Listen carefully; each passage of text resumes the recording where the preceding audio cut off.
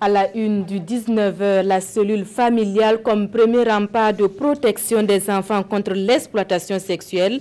L'ONG ECPAT y croit. L'approche thérapie familiale est sa trouvaille pour le maintien de la cellule familiale afin de réduire la vulnérabilité des enfants, dont 2 sur 3 seraient exposés à l'exploitation sexuelle au Burkina Faso.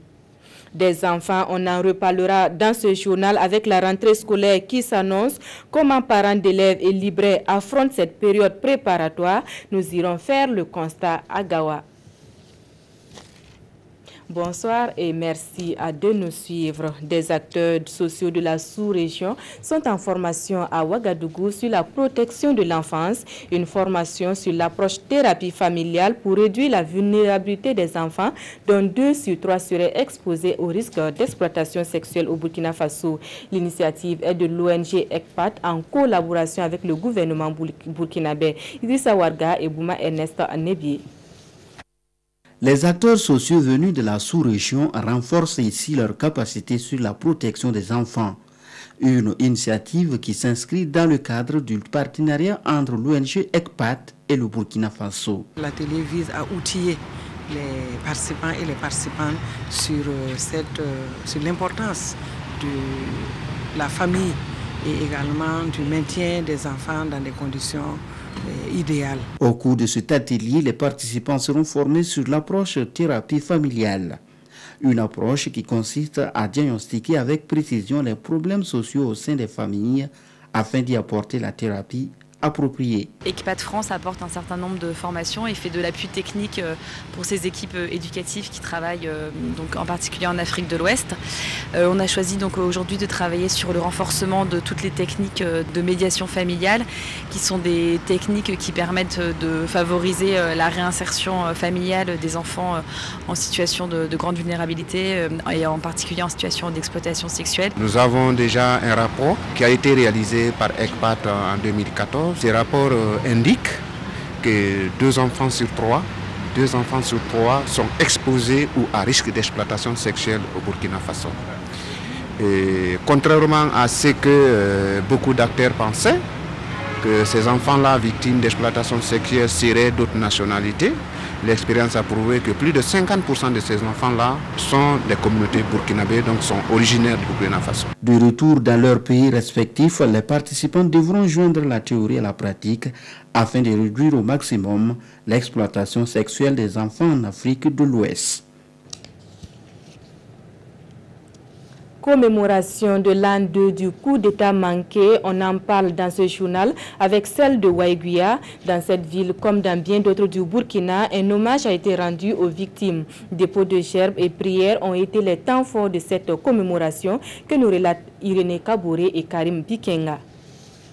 Place des martyrs de Waiguia.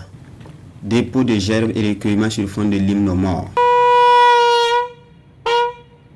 La région du Nord, à l'instar des autres régions, a commémoré ce dimanche la résistance au putsch manqué de septembre 2015. Nous avons une pensée pieuse pour toutes les personnes qui sont tombées lors de cette tentative de coup d'État. Ces jeunes, ces femmes, ces personnels de sécurité qui sont tombés pour l'honneur. Aux parents des victimes qui attendent toujours, le gouverneur appelle le message des autorités judiciaires. Les autorités en charge de la justice dans notre pays ont déclaré que justice sera rendue à ces martyrs-là et que toutes les dispositions seront prises pour que les familles des victimes puissent être indemnisées. Avant le dépôt des gerbes, les corps constitués ont participé à une messe à la cathédrale de Waiguia en mémoire des martyrs. Un doigt est prévu vendredi prochain à la grande mosquée pour la même circonstance. Direction à présent Gawa où hier était jour de rentrée des classes, un décalage en raison de la commémoration des festivités du 11 décembre. En attendant le constat de la reprise effective des cours, comment parents d'élèves et libraires ont préparé cette rentrée, élément de réponse avec Madou Ouedraogo et Chaka Ouedraogo.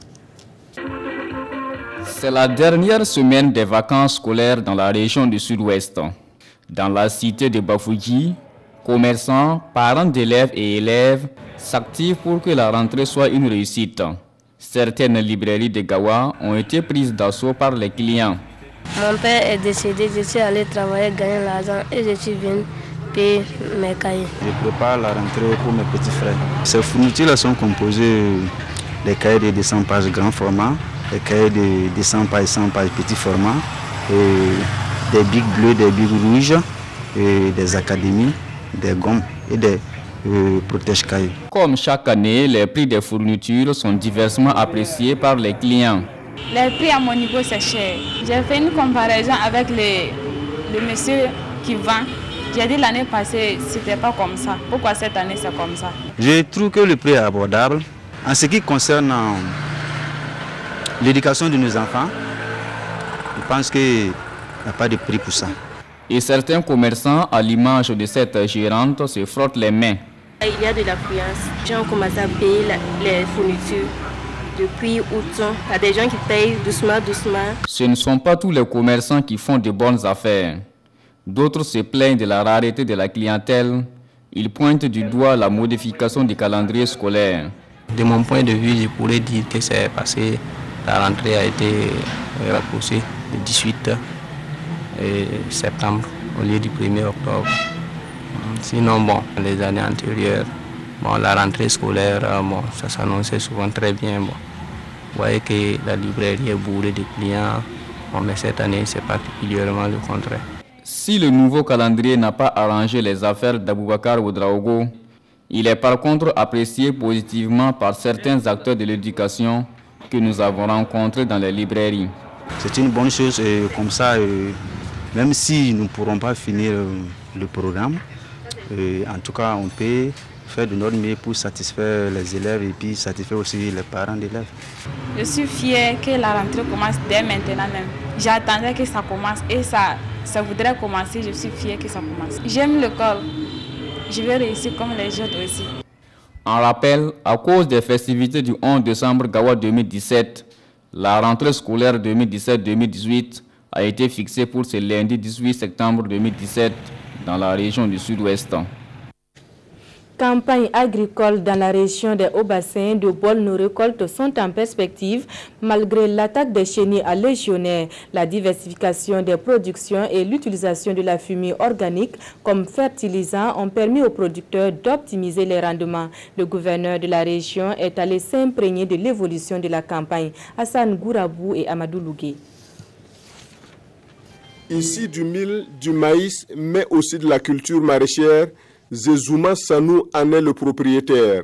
Et là, un peu plus loin, l'exploitation agricole de Soumana Milogo à Kadomba. Pareil à Dimikui, chez Kazou Doé, un autre exploitant agricole dans la commune de Bereba. Partout, le même centre d'intérêt, la diversification de la production et l'utilisation de la fumure organique. Avant, on gagnait à peine 10 sacs dans notre champ. Mais aujourd'hui, avec les nouvelles méthodes, on peut aller jusqu'à 30 sacs. Écoulement de la récolte, accès au microcrédit, attaque des chenilles sont entre autres les préoccupations soulevées par les producteurs.